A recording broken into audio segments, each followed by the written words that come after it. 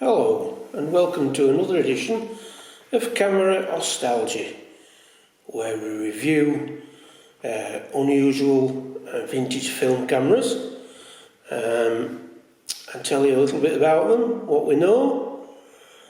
This camera that you see in front of us today was found a couple of weeks ago by my wife when she was travelling in Bavaria. And it was on a flea market stall, and lucky for us, she snapped it up. So let's take a look at it, because there is no maker's name on this camera at all. There's just the computer name on it and nothing else. There is no manufacturer's name. So let's take a look and see what we've got. So initially it looks like a compact 35mm camera, but when you start looking at it, it's actually a 127. It takes 127 roll film. It's got a 5cm lens, which is slightly confusing. You'd expect it to be 35mm. But it's half frame on 127. So, hence the 50mm lens. And if we turn the camera around, you can see the red window and its cover there, and the unusual setup, because we have two red windows. And how it works is that you wind the film onto your first window with number 1, take your picture, and then you wind on number 1 again to the second window. So you're getting 2 frames on 1, if you like. So you're getting 2 upright portrait images in the space of 1 landscape image. So very economic, which the price of film now is still good, even though it was done in the 30s. So if we have a look at this camera has quite an unusual viewfinder. As you can see here, it's a cast aluminium piece. It's really well made. The viewfinder image is blanked out to the correct shape. Everything is done really professionally. It's obviously a professional piece of kit.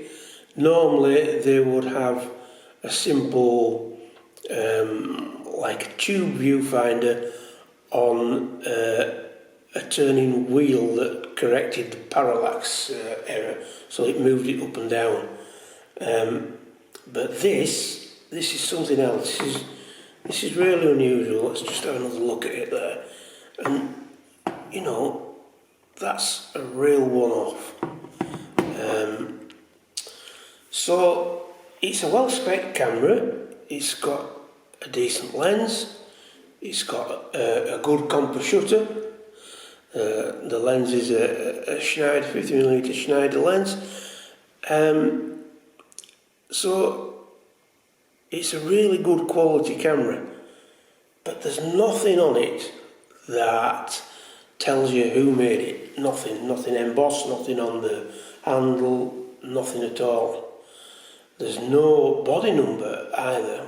There's the shutter number and the lens number, but the shutter and lens were made by different manufacturers. They were bought in by whoever made this camera, but there is no actual name or body number.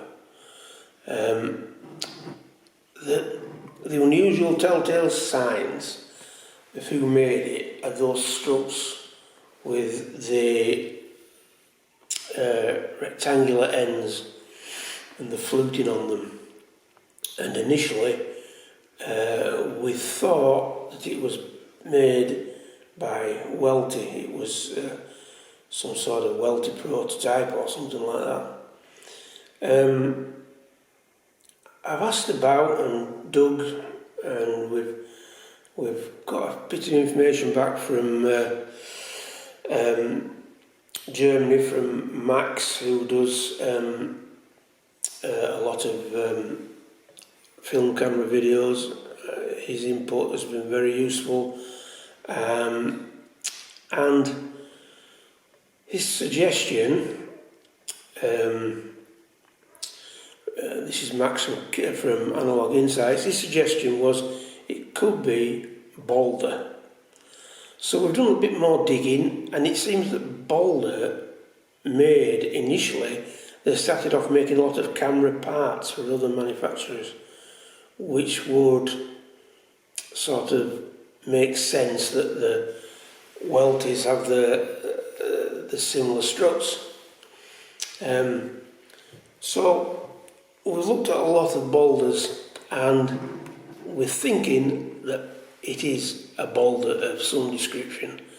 The other thing that gives it away is this, I don't know if you can see it, but on the base there is a round piece, and that is very distinctive as a boulder from the 30s and 40s. They put that into the base, that round pressing.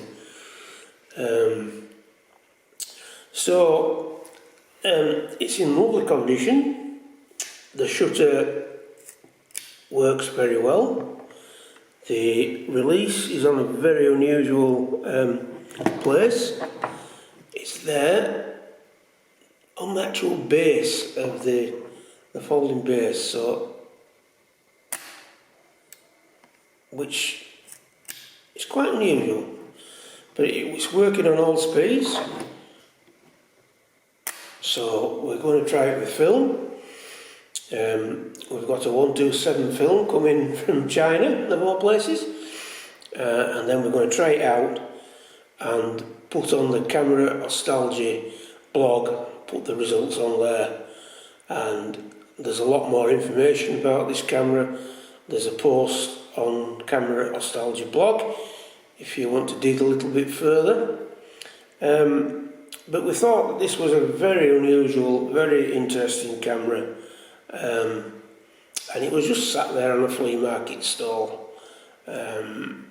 Luckily the wife was clued up and spotted it and grabbed it.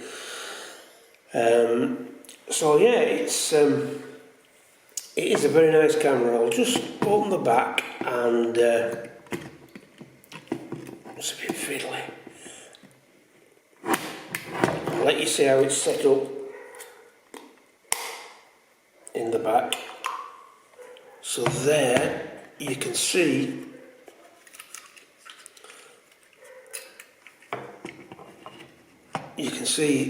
the half frame setup. So it's a vertical portrait setup. Obviously somebody's been using it one time. There was a exposed film left in it. But very economical on film, nice to use. So it'd be interesting to see what results come out with this camera. So that's about it, really. If you want to look any further, Camera Nostalgia blog on the internet. There's quite a bit of information about it there, but we thought it would be interesting just to give you a video of it and see what you thought. Any ideas? I say we're going with boulder, but if you've any input, any thoughts, please let us know. Thank you, thanks for watching. I'll see you next time.